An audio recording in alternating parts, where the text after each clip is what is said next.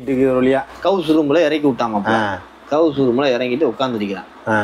உட்காந்துருந்தா அம்மா வந்து கூப்பிடுது, சாப்பாடு கொடுப்பாங்க. எப்படின்னா அந்த ஒரு டைமுக்கு சாப்பாடு வரும், 2 டைம் நான் கடலை சாப்பிடுவோம். அந்த மாதிரி 2 நாள் அங்கே தான் இருக்கிறேன், ஒன்றும் சொல்லலை. அப்போ வந்து நான் போன தடவை மாமா என்ன சொன்னாப்பா, அம்மா நீ இரு அப்படின்னு சொன்னான். இந்த இங்கிலீஷ் சீனாக்கு அப்படின்னு இங்கேயே உட்காந்துரு அப்படிங்கிற மாதிரி, இங்கேயே இரு அப்படிங்கிறத ஓகே அப்படின்னு இருக்கிறான். இப்போ 2 நாள் சென்று என் ஓனர் வந்து என்கிட்ட வந்து வர்றான், வந்து டிக்கெட்டை தர்றான்.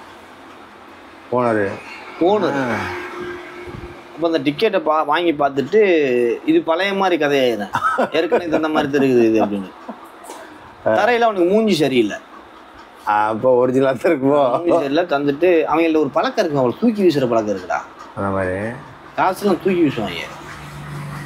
அதே மாதிரி நம்ம திருப்பி தூக்கி வீசினாலும் ஒன்றும் சொல்ல மாட்டாங்க. அப்படி பழக்கம் போன மாதிரி அது என்னன்னு தெரியல, ஆனால் தூக்கி வீசுவாங்க. தூக்கி வீசுகிற பழக்கம் இருக்குது. அப்போ டிக்கெட்டை வாங்கி பார்க்குறேன். பார்த்தா தமாம் டு டெல்லி.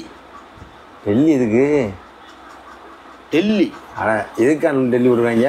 அப்போ நான் வந்து கூப்பிட்டு பாபா அதான் அனாரோ தஸ்கரா அப்படின்னு தரோ தஸ்கராதா ப்ரோ அது மூஞ்சி ஒரு மாதிரி வச்சுக்கிட்டு அதான் டெல்லி. ஆனால் தமிழ்நாடு சென்னை, ஹல்லிவல்லி சென்னை, இந்தியா, டெல்லி. டெல்லி வைன், டெல்லி வைன் அப்படின்னு. Delhi India, India full India, மின்னி ரோ அப்படிங்கிறான். ஒரு மாதிரி ஆச்சு. இதுக்கு மேலே பேச வேணாம் வந்துட்டு அப்படின்ட்டு. பரவாயில்ல நம்ம இதில் கிளம்பிடுவோம் மொத்தம் இந்தியா தானே அப்படின்ட்டு ஒரு முடிவில் இருக்கிறேன். அப்போ அந்த பொண்ணுக்கு நான் சொல்கிறேன் அம்மாட்ட. அதுக்கப்புறம் அம்மா அதான் டெல்லி, ஆனால் மாஃபி டெல்லி, ஆனால் தமிழ் சென்னை அப்படின்னு. சென்னை அப்படின்னு. சென்னை அதான் பைதுன்னா தூரம். நான் சொன்னேன் இங்கேருந்து ஜித்தா போகிற தூரம் இருக்கு அப்படின்ட்டு. அங்கே முடியாது அப்படிங்கிறான். ஓகே ஓகே மாஃபி முஸ்கிலா, ஆனால் கயிறு அப்படிங்கிறா. கயிறு நான் மாற்றி தரேன் டிக்கெட்டுன்னு. அப்போ இவனை கூப்பிட்டு என்னையும் கூப்பிட்டு சொல்கிறான், நீ வந்து எழுதி கொடுண்டு, எழுதி கொடு எப்படி எங்கேருந்து எங்கே போகணும், எங்கேருந்து எங்கே போகணும். அப்போ நான் சொன்னேன் எனக்கு வந்து இதுலேருந்து சென்னையிலேருந்து சென்னைக்கு தான் டிக்கெட் இருக்குது, வேறு அப்போலாம் ஒன்றும் இல்லை. அப்போ சென்னை அந்த டெல்லி டிக்கெட்டை மாற்ற முடியல. அப்போ என்ன செய்யறாங்கன்னா அந்த டயத்தை கால்குலேஷன் பண்ணி டெல்லியிலேருந்து சென்னைக்கு ஒரு ஃப்ளைட்டு, சவுதியிலேருந்து டெல்லிக்கு ஒரு ஃப்ளைட்டு. இதில் என்ன இல்லைன்னா ரிட்டர்னு மாத்தையில் ரிட்டர்ன் போடுறாங்க. திரும்ப வந்து 100 நாள் லீவு. இப்போ 100 நாள் லீவு. 100 நாளைக்கு அப்புறம் Chennai to Delhi, Delhi to Saudi, இப்படி டிக்கெட்டு. அது சரி. அப்பயே உடனே மாதிரி ரிட்டர்ன் டிக்கெட். நான் ஒன்றும் சொல்லிக்கிறல, சத்தமே இல்லாமல் கிளம்பிடணும்ட்டு. ரிட்டர்ன் வரும்னு நினச்சிக்கிருச்சு. ஆனால் அந்த பொம்பளை நான் திரும்பி வரும்னு என்ன முழுசாக நம்பி இருந்துச்சு. அந்த பொய்யானா வரலாம், ஆனால் என்ன பண்ணுறது, நம்பிருச்சு. அந்த பொம்பளை மட்டும்தான் பரவாயில்ல வந்துடலாம். அப்போ டிக்கெட்டு 2 டிக்கெட்டாக தந்துட்டான் என்கிட்ட. அப்புறமேட்டுக்கு போய் மாற்றிக்கிட்டு வந்து ஹாதா ரோ, ஹாதா எரிஜா, இது திரும்பி வர்றது ஆதா ரோ சூப், ஆதா தரிக்னா டேட்டு ஃபுல்லு சூப். அந்த டைமிங் இது என்னன்னா டெல்லி டு இது வந்து வெயிட்டிங்கா? ஆமாம், 7 மணி நேரமா 8 மணி நேரம் வெயிட்டிங். அவ்வளோ நேரம் அப்பா. அப்போ நாங்கள் செஞ்சுட்டு அந்த டேட்டு அந்த நான் அங்கே வந்ததுலேருந்து ஒரு கரெக்டாக ஒரு 3 நாள் சென்று 3 நாளில் ஃப்ளைட்டு. அப்போ அந்த டிக்கெட்டை நான் வாங்கிட்டேன்னா எடுத்துக்கிட்டேன். அப்போ நான் பாப்பாட்ட சொல்கிறேன், பாப்பா நான் ரோ சூப் சதீக் குல்லு அப்படின்னு. அப்போ ஆனால் மாஃபி ரோ சதீக் ஃபி ரோ அப்படின்னு. கவுஸ் அங்கே இருக்கான்ல. ஆமாம். அப்போ கவுஸை கூட்டிகிட்டு போ அப்படிங்கிறான்.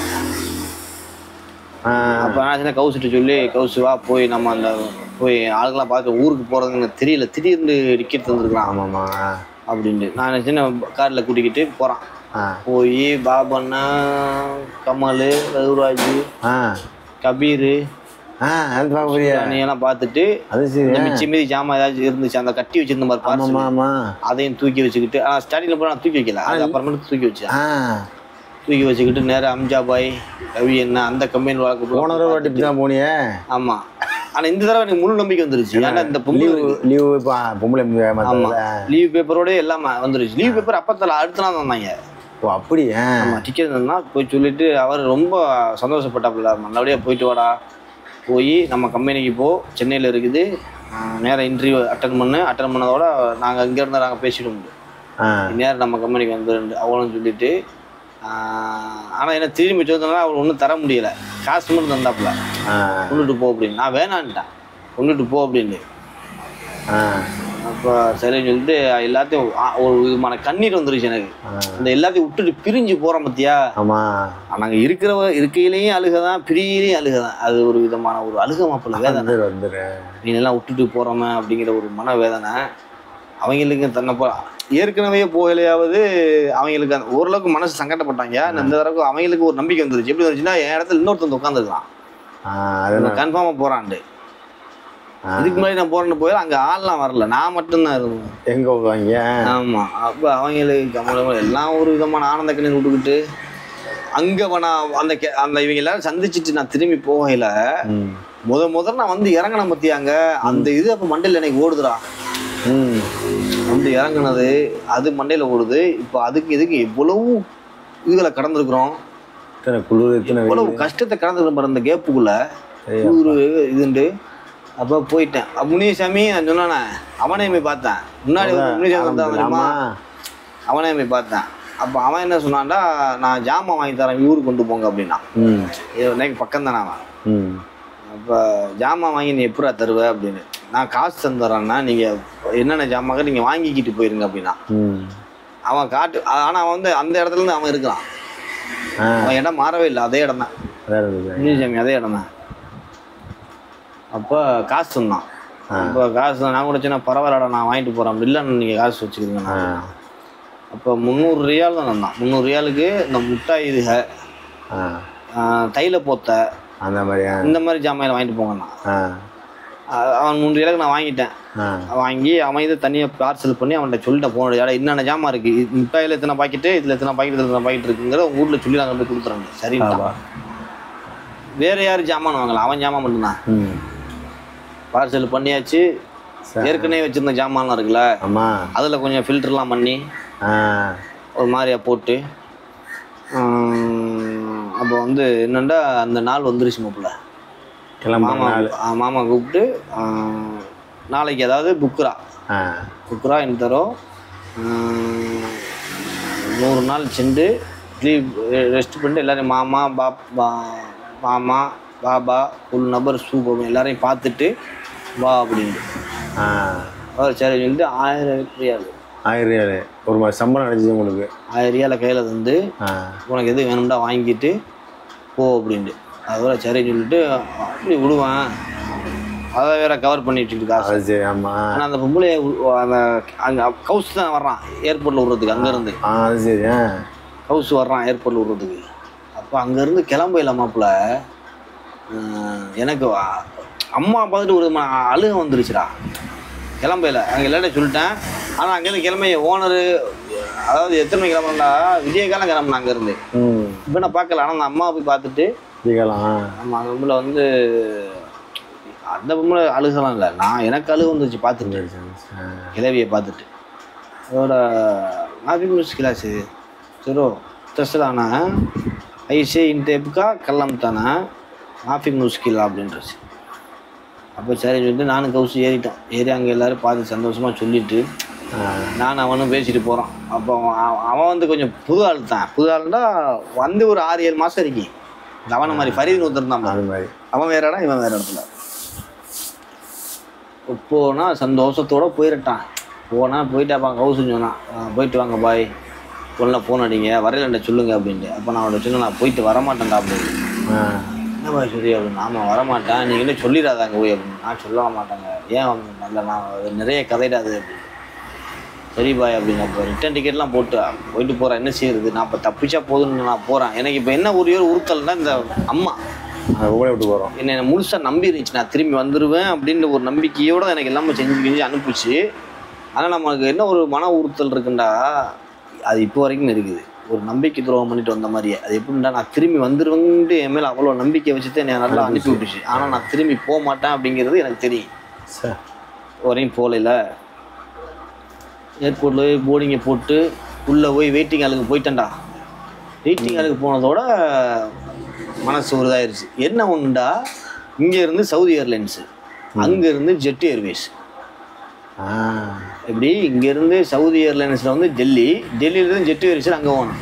லக்கேஜ் ஃப்ளைட்டில் ஏறி உட்காந்துட்டேன். மாமாவுக்கு ஃபோன் அடிச்சுட்டு இவங்க தாண்டி சொல்லிட்டேன், ஒரு வாரத்தை சொல்லிக்கிறோமேண்டு அடிச்சியா.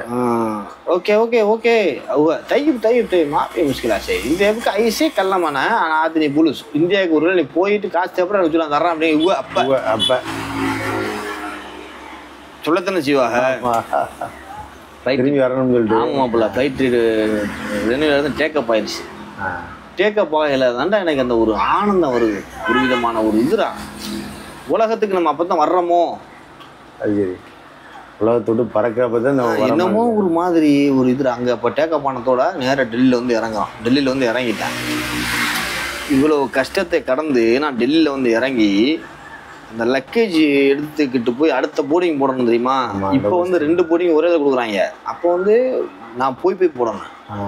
இந்த ஜெட் ஏர்வேஸுக்கு போய் நான் போர்டிங் பாஸ் போட போகிறேன். அந்த லக்கேஜ் வந்து கொண்டுட்டு போக முடியாதுங்கிறா. எப்படின்னா இங்கேருந்து இன்டர்நேஷனல் ஏர்போர்ட்டுக்கு 40 கிலோ போல, 40 நினைக்கிறேன். அங்கேருந்து 20 கிலோ. அப்போ இந்த 20 கிலோ எடுக்க சொல்கிறா. ஐயடி அப்போ நான் சொல்கிறேன். அப்போ ஹிந்திலாம் தெரிஞ்சிருச்சா. நான் சவுதியிலேருந்து இன்டர்நேஷ்னல் ஃப்ளைட்டில் தான் வந்தேன். இங்கேருந்து நான் சென்னைக்கு போகணும். இந்த லக்கேஜுக்கு நான் எப்படி நான் இது பண்ணுறது அப்படின்னு. இதில் முனிசாமி இது இருக்குல்ல. ஆமாம் என்ன சொல்கிறான்னா நீ லக்கேஜ் கட்டிட்டு தான் போகணும். அப்போ நான் நேரம் என்ன செஞ்சேன்னா ஜெட் ஏர்வேஸுக்குள்ளே போய் பேசினேன். அவங்க ஒத்துக்கிறல. 20 கிலோக்கு லக்கேஜ் தான் சார் கட்டிட்டு போகணும் நீங்கள் அப்படின்னு. கடைசியில் அதுக்கு வந்து 6000 ரூபாயோ 5000 ரூபாயோ வாங்க நினைக்கிறேன். சரியா அப்போவே பெரிய அமௌண்ட் தான் சார். 4000 நினைக்கிறேன். அப்பல இந்த ரேஞ்சுக்குள்ள தான் வாங்கினாங்க. பெரிய அமௌண்ட் தான் தானே. ஆமாம். அதில் ஒரு ஹைலைட் தெரியுமா, என்கிட்ட இருக்கிறப்பல ரியாலு. ஏமா உள்ளாக்க மணி சேஞ்சர் இருக்குது. இப்போ உள்ளாக்க போய் மணி சேஞ்சர் வாங்கினாக்க நஷ்டம் நம்மளுக்கு. கை மாத்திரம் செய்ய. ஆமாம். உள்ளாக்க போய் வாங்கி பேங்கில் போடுறோமா, அதாச்சும் கொஞ்சம் கூட கிடைக்கும். பேங்கில் போட்டு போடுறோம்ல, பேங்கில் போடுறோம். இந்த மணி சேஞ்சருக்குள்ள போய் வாங்குறது ரொம்ப கம்மி. அப்போ பாதி முடிஞ்சதில்ல. ஆமாம், காசு இருக்குது கையில். காசு இருக்கு. அனுப்பி விட்டது ஏன்னா எல்லாரும் வந்தாதெல்லாம் இருக்குது. கொடுத்துட்டு லக்கேஜை அந்த இதுக்கு கொடுத்துட்டு வேறு வழி இல்லை. இவன் ஜாமான்ல அடுத்தவன் ஜாமானை தூக்கி போட்டு போகணும். ஒன்று ஏன் ஜாமானை தூக்கி வீசானே, இல்லை என்ன அவன் ஜாமானை தூக்கி போட முடியாது. டெல்லியிலேருந்து அடுத்த ஃப்ளைட்டு கிட்டத்தட்ட ஒரு 7 மணி நேரம் வெயிட்டிங். மாப்பிள்ள அந்த வெயிட்டிங் இருக்கிறத பெரிய இதாக இருக்குது. நம்ம நாட்டை பார்த்துட்டு ஒரு விதமான ஆனந்தம். ஆனால் அப்போ தான் நான் டெல்லியை முதல்ல பார்க்குறேன். தமிழ்நாட்டை பார்த்தா இருக்கிற அந்த ஆனந்தம் இங்கே இல்லை. ஏன்னா ஏர்போர்ட்டுக்குள்ளே இருக்கிறதுனால. இருந்தாலும் நம்ம நாட்டுக்கு வந்துட்டோம்ல, சந்தோஷம். நம்ம நாட்டுக்கு எந்த மூலைக்கு போனால் தான் என்ன வந்து இறங்கிட்டோமே அப்படின்ட்டு. ட்ரெயின்லையாச்சும் ஏறி ஓடிடலாம்லடா, பிரச்சனை இல்லை, போயிடலாம். அப்போ அங்கேருந்து வெயிட்டிங்கில் இருந்துட்டு ஏறிட்டேன். அங்கே ஜெட்டில் ஏறி சென்னையில் வந்து இறங்கினேன். சென்னையில் வந்து இறங்கினதோட மாப்பிள்ள ஊருக்கு வந்தாச்சுங்க. ஒரு விதமான ஒரு புத்துணர்ச்சிடா. அந்த இதெல்லாம் வந்து ரொம்ப நாள் இதனால இருந்து வர்றவங்க தான் தெரியும். நம்ம தாய்மான மிதிக்கையில் இருக்கிற ஒரு விதமான சந்தோஷம் என்றைக்குமே வராது. அனுபவம் இருக்கு. ஆமாம். அப்போ சென்னையில் வந்து இறங்கி நீ பஸ்ஸு நம்ம ஊருக்கு வர்றதுக்கு பஸ்ஸில் தானே வரணும். அது ஒரு நைட்டு ஃபுல்லாக ஓடும். அப்போ பரியம் பஸ்ஸு. ஆமாம். அதில் புக் பண்ணிவிட்டு அந்த பரியம் பஸ் இதுலேயே வெயிட்டிங்லேயே உட்காந்துருந்தேன். ரூமெலாம் எடுக்கலை, ஜாமான் அள்ளி வச்சுக்கிட்டு பஸ்ஸில் ஏறி ஒரு வழியாக ஊரில் வந்து இறங்கிட்டேன். போல சொல்லி தந்தியா வரேன்னு சொல்லிட்டு இங்கே வந்து தான் சொன்ன வரலேண்டு. வந்து ஊருக்கு வந்து இறங்கி அம்மா பார்த்துட்டு ஊருக்கு வரப்போ அம்மாட்டெலாம் சொல்லிட்டு அம்மாட்டெல்லாம். ஆமாம், வர்றதை சொல்லிட்டேன்ல. இன்ஃபார்ம் பண்ணி வந்தியா? தான் வந்து பார்த்துட்டு எல்லாரும் என்னை பார்த்துட்டு அழுகுறா வீட்டில். ஏன்டா வருவானாண்டே தெரியாமல் தானே வீட்டில் இருந்தாங்க. அதனால அப்படியே அழுக வந்துட்டானா புள்ள அப்படின்ட்டு ஒரு விதமான ஒரு ஆனந்தம். ஒரு தாய்ப்பாசம் இருக்குங்களா. என்னதே இருந்தாலும் ஒரு தாய் வந்து தன் புள்ள வந்து இப்படி கிடக்கிறது நினச்சி ஒரு விதமான ரொம்ப கஷ்டப்படுவாங்க. ரொம்ப பார்த்துட்டு அவ்வளோ ஒரு சந்தோஷம். ஒரு வழியாக வந்து இறங்கிட்ட மாப்பிள்ள ஊரில் வந்து சேர்ந்தாச்சு. இப்போ வந்து இதில் என்ன தெரியுமா உங்களை ஹைலைட்டு மாப்பிள்ள, வந்துட்டோம். இதுக்கப்புறம் போன பாரு துபாய்க்கு, அதுக்கு இது தேவலைங்கிற மாதிரி ஆயிடுச்சுடா மாப்பிள்ள. இதை விட கொடூரமா இருக்குது துபாயில. அது சரி. ஐயோ